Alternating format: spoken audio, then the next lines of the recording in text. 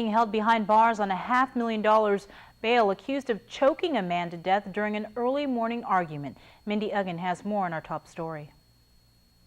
Police were called to the KNC building in Tumon just after 2 o'clock on Saturday morning. Upon arrival, they found 33-year-old Anthony Girilau, breathless and pulseless, lying on the ground.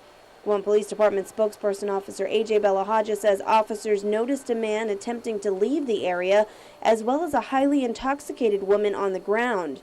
Bystanders and officers performed CPR on the victim and were able to partially revive him. He was taken to the Guam Memorial Hospital, where he was placed on a respirator and died about 9 hours later. Officer Belahaja says during the investigation, police learned that Girilau and another man, identified as 24-year-old Carl Gargarita of Santa Rita, had gotten into a fight.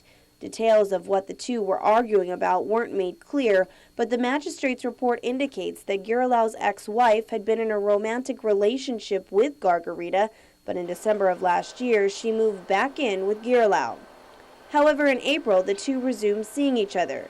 According to court documents, Gargarita and Girilau's ex-wife were having drinks at a bar when she received a call from her ex-husband.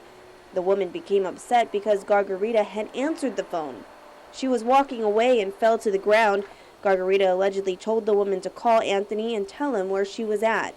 When Girilau arrived, he allegedly charged at Gargarita, and the two engaged in mutual combat, throwing punches at each other until Gargarita was able to straddle the victim and applied a rear naked chokehold for about a minute. Gargarita told police he felt the victim black out and let him go. The Santa Rita man said he didn't have any formal martial arts training but had learned techniques from friends.